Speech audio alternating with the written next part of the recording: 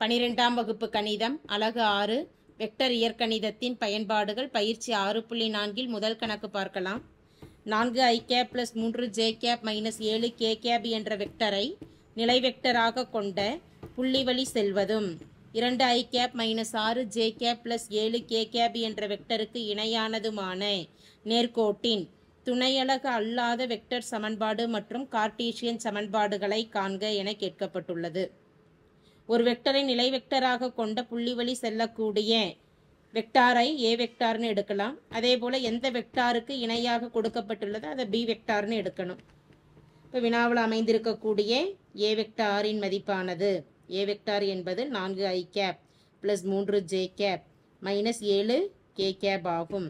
அடுத்து B vector என்பது எந்த வெக்டாருக்கு இணைன்னு கொடுக்கப்பட்டிருக்கோ அது பி வெக்டார்னு எடுக்கணும். பி வெக்டார் என்பது 2i - 6j + 7k கேப்.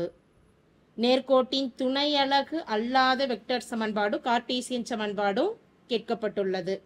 எனவே தேவையான கோட்டின்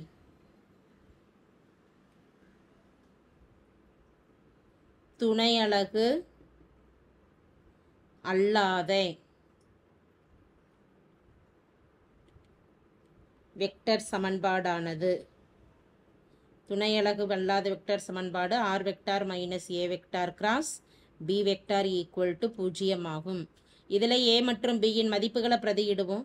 r வெக்டார் - a வெக்டார் என்பது 4i + 3j - 7k பெருக்கல் b வெக்டாரின் மதிப்பு 2i - 6j + 7k = 0 ஆகும்.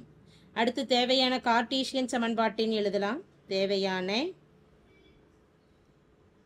கோட்டின்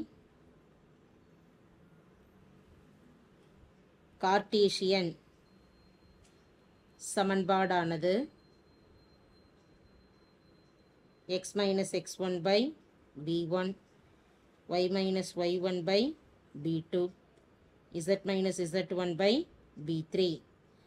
புள்ளிகளை பிரதியிடுவோம். x1, y1, z1 என்பது நிலை வெக்டாராக கொடுக்கப்பட்டுள்ளது x1, y1, z1 இன் மதிப்பாகும். எனவே புள்ளியானது 4, 3, -7 மற்றும் b1, b2, b3 என்பது இணையான வெக்டாரின் மதிப்பாகும். இப்போ இணையான வெக்டார் மதிப்பு என்ன? 2, -6, 7.